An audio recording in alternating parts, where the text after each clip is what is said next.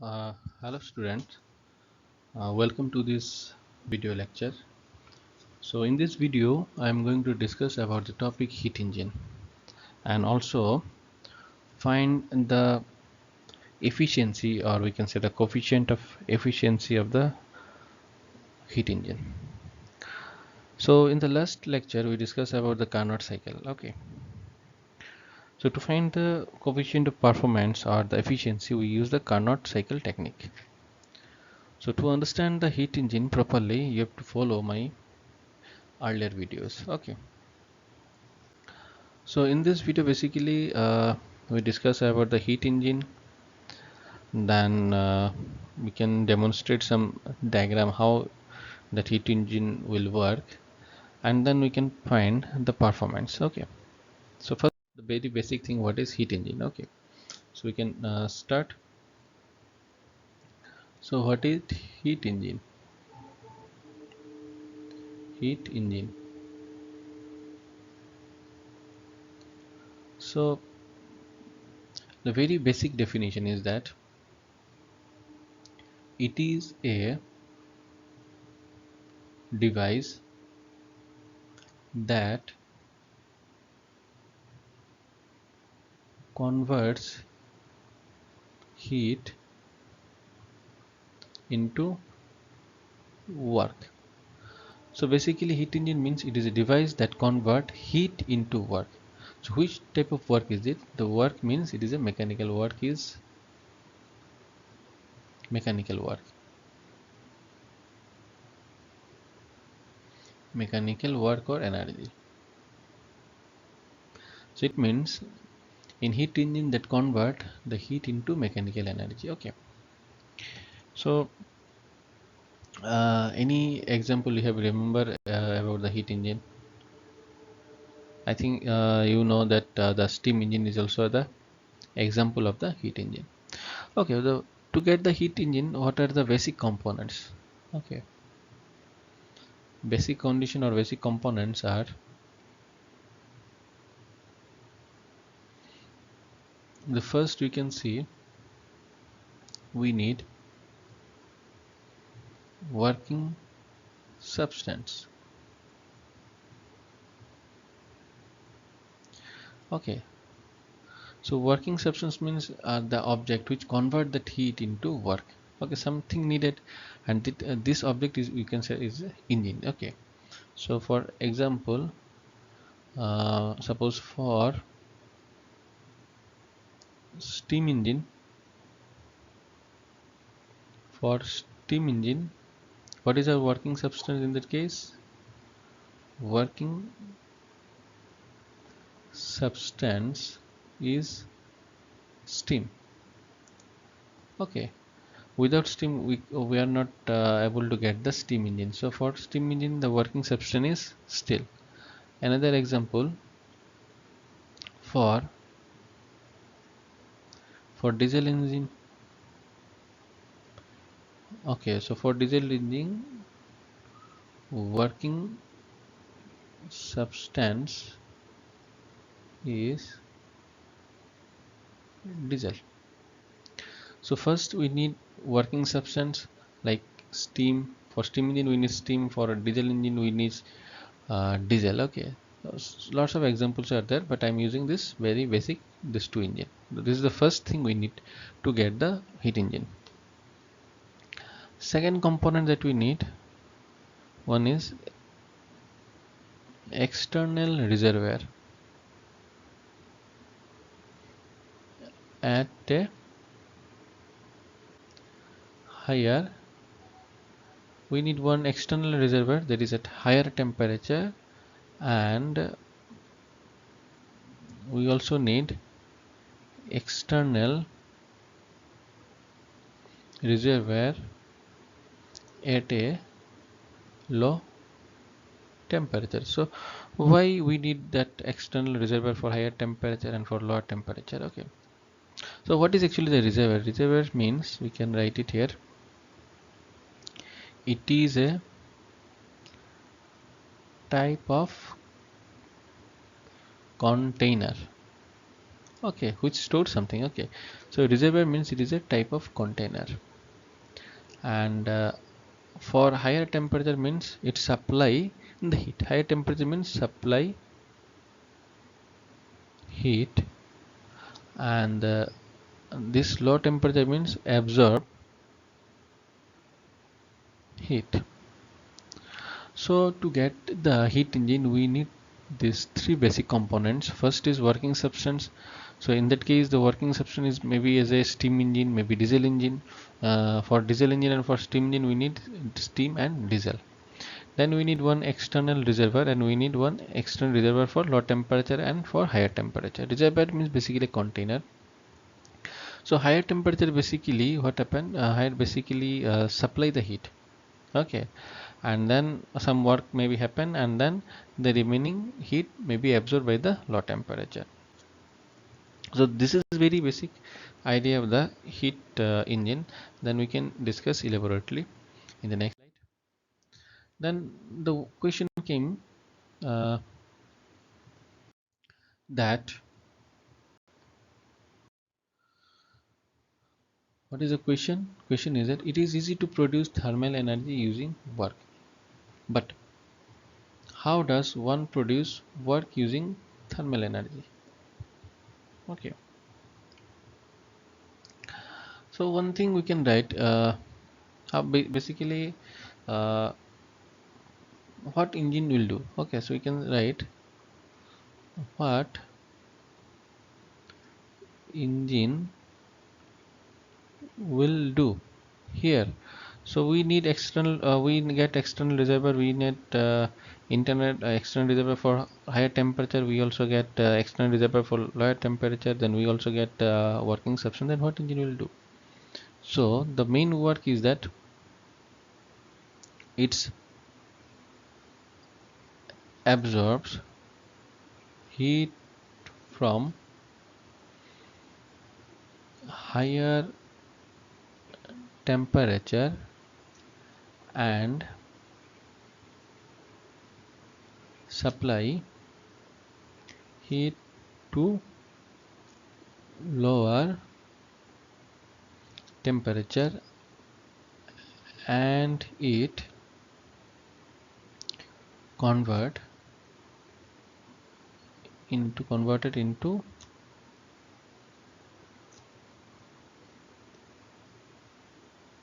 mechanical. So the main work of the engine is that it absorb heat from higher temperature and supply the heat to the low temperature. So this is a diagram of heat engine. You can see this is the higher temperature, so it absorbs the heat, it absorb the heat. Then we can get this is the heat engine, some work heat engine. So in that case some work may be going on. Okay, so in that case what happened, work done by the surrounding. Okay, this is the work done by the surrounding in that case. Then this is the heat engine, that this is the temperature that release the heat. Then there is a heat engine, that heat engine produce convert the heat into work, and the remaining heat, this is the remaining heat, this is the low temperature, and we can say this is the sink also. Okay, sink, this is the source in that case, and the TH greater than TL in that case. Okay, so the heat engine, this engine basically absorb this heat from higher temperature and supply the heat to the lower temperature, and it converted into mechanical energy, and this converted into mechanical energy. Okay, so this is basically the main working function of the heat engine. Now we can see uh, heat engine efficiency. What are the efficiency of the heat engine? So now we are going to find the efficiency, or we can say coefficient of performance. So already in our Carnot cycle, lecture, we know that the efficiency is this total work done by, it means the heat supplied. Okay, total work done by this. So actually already we performed this thing in our Carnot cycle chapter. So please go through these videos so you can get this lecture and this efficiency concept very clearly.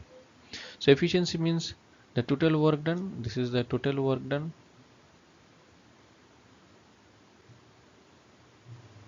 by heat supplied.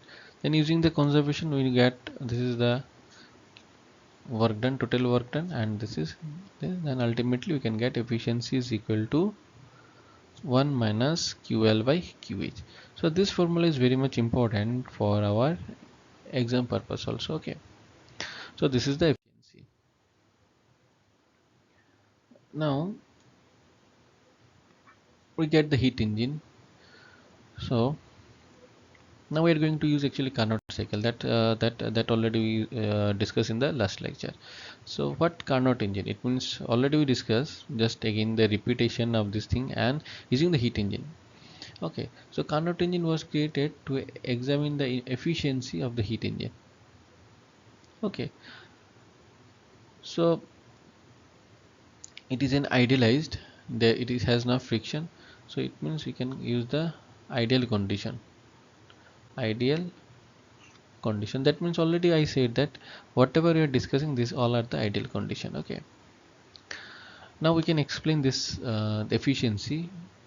Okay, using the Carnot cycle. Okay, efficiency of the heat engine using the Carnot cycle, and the Carnot cycle already we discussed in our last lecture. Okay, so in the Carnot cycle already we know that one needed isothermal expansion, then adiabatic expansion, isothermal compression, and adiabatic compression. Isothermal means temperature is constant.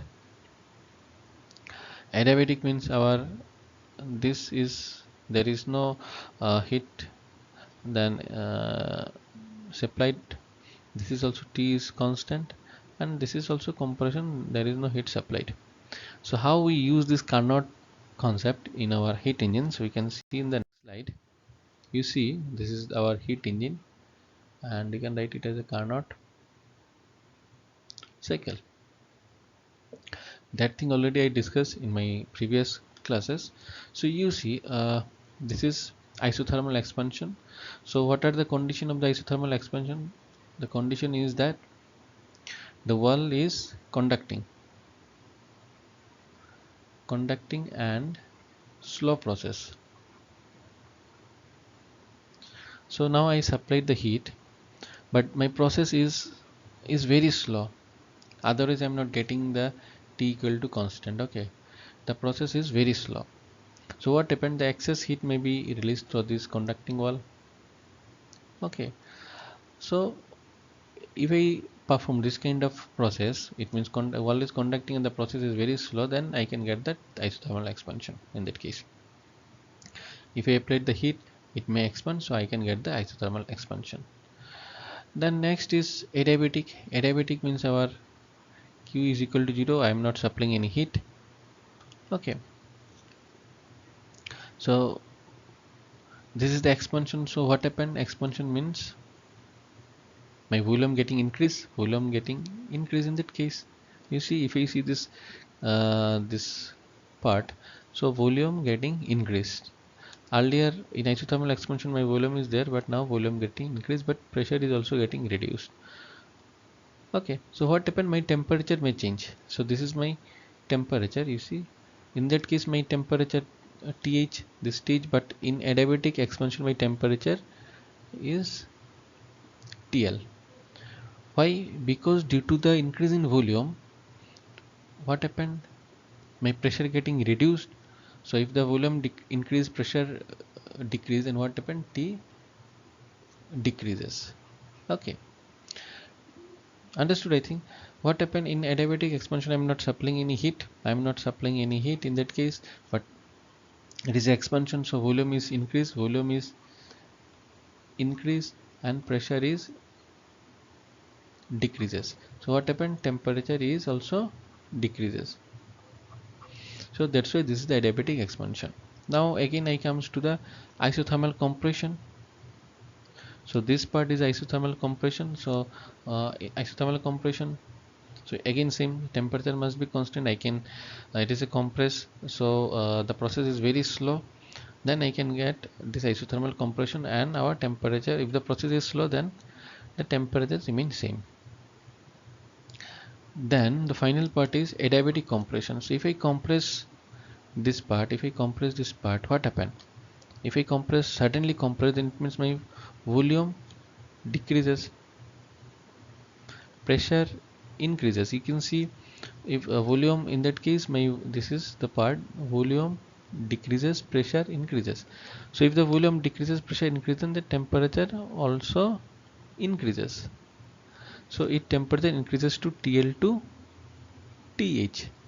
So again I am getting this TH parts, and this is a cyclic process. Okay, so this whole process, you can say the Carnot cycle, and the, here I am using this Carnot cycle in our heat engine concept. Okay, so this Carnot cycle is actually the very much important for our exam purpose. So I think you understood what is the heat engine uh, and how the Carnot cycle is used in our heat engine concept. Now in the next, some summaries for ideal reversible engine. Okay, one thing is that our Carnot is a reversible. Okay, reversible concept. Carnot reversible engine or heat engine. So basically, reversible is not practically possible. Reversible means if I again return back my original position, then we can say this is the reversible. But it is only for ideal cases. For an ideal reversible engine, the efficiency can be written as TH minus TL by TH 1 minus. So this is for ideal concept, Carnot ideal efficiency. Okay, but this is not for the practical cases. From this we can see that 100% efficiency can be achieved only if the coal reservoir is at absolute zero, which is impossible. So I already said that for practical purpose, to get the 100% efficiency is not possible. Real engine have some frictional loss. The best achieve is 60 to 80% of the Carnot value of the efficiency, but in real case we can get almost 60 to 80% efficiency of our heat engine, of any heat engine. Okay, so it means this is ideal case. In ideal case we can get the 100% efficiency, but in practical case we can get 60 to 80% efficiency. Okay, so I think you understood the heat engine and the concept of heat engine, then efficiency of the heat engine, how it will work, and if you have any uh, question, then you can comment me, you can ask me. So thanks for watching this video. Thank you.